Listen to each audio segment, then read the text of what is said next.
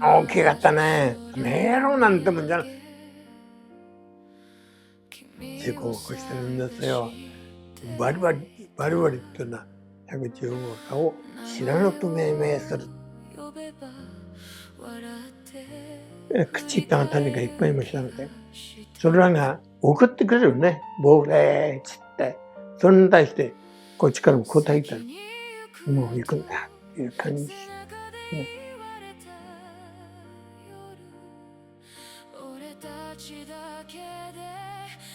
ドンなんちゅうもんじゃなかったですね。すぐに大撃だって言いましたね。で、第一通信室だがねって言うんです。総員対比と合流会諸君は生きて帰ってくれと、そしてこの穴を打ってくれと。やっぱり海軍の兵隊ちゃんと敬礼しましたね。敬礼しました。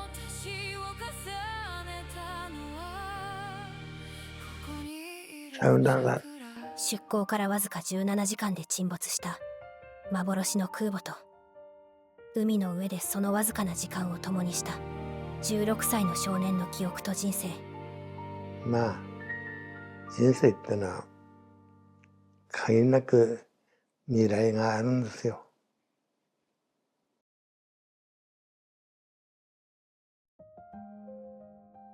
そうですね、戦争でないという条件ね。それは戦争でない条件だったら、もしシャノンが健在であればそれに乗りたい。乗りたい。乗ってもう一度大きさを確認してみたいですね。もちろん乗ってる期間が短かったせいもあって全部を知らないんですよ。ぜひ、健在であれば乗ってみたいね。で、甲板をもう一度かけてみたい。東京湾なんかに行った時、甲板の上を一周するんですよ。体操のためにかけて。大変だったんですよ。もう、とにかく200メートル以上あるわけですからね。それを、丸くかけるんだけど、上にもう一度立ってみたい。しかも、コンクリートのなんて想像つかないでしょう。上にね、立ってみたいですね。とは思いますね。ただそれは、あくまでも平和っていう、あれが前提ですけどね。前提です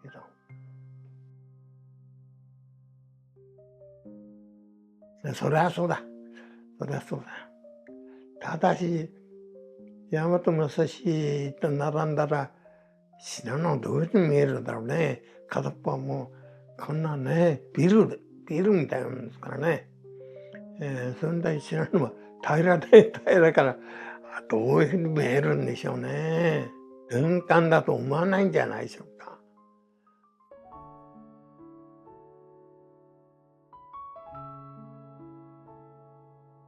それはやっぱり人とは100年というスパンの大きさね、我々今時点に想像できない。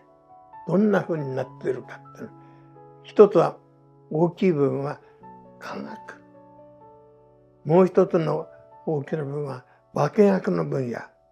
で、科学の分野はこういうことね。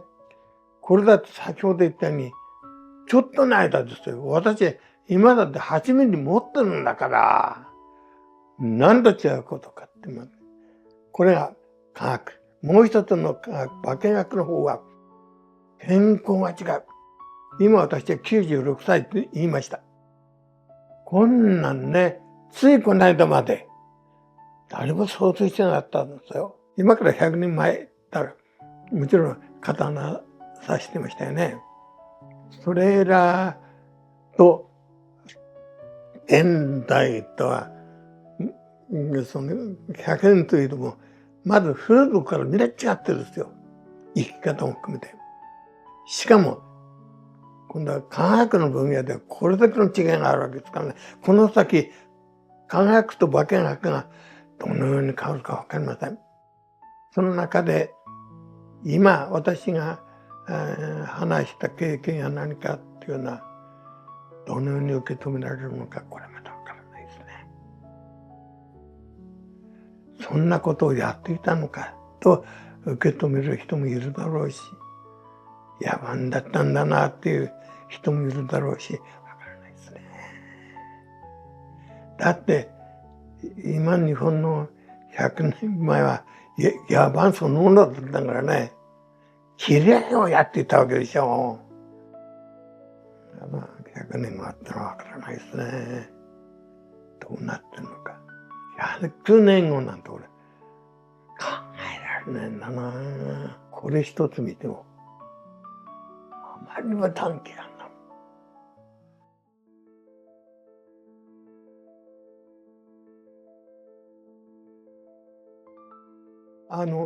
一つは別に私は100年後のことは思ってません。持ってませんけれども、やっぱり今世の中の雰囲気が少しずつ寄ってるじゃないですか。時に沖縄なんてのはね、あんな悲惨な思いをしながらまた何か、これはやっぱりね、言える人は言うべきだと思ってます。で、そうなってはいけないと思ってますね。これはね、だからまあもしその別な意味で経験した人間が話せるなら話した方がいい。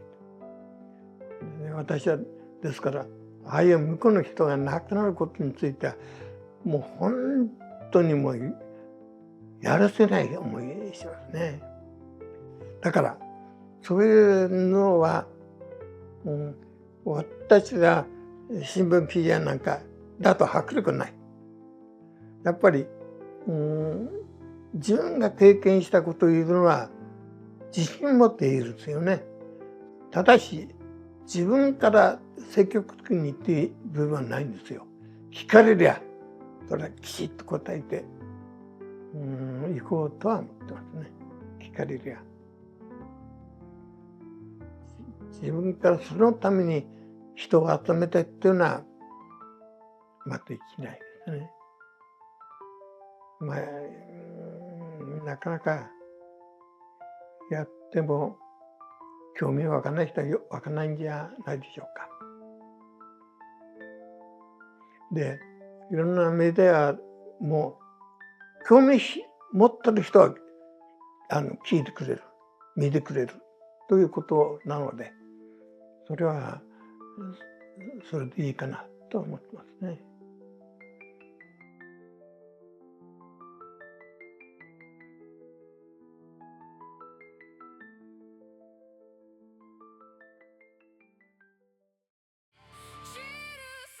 米軍の飛行機がビラまいて、明日空襲に来るからね。4つの時に父が召集を受けて、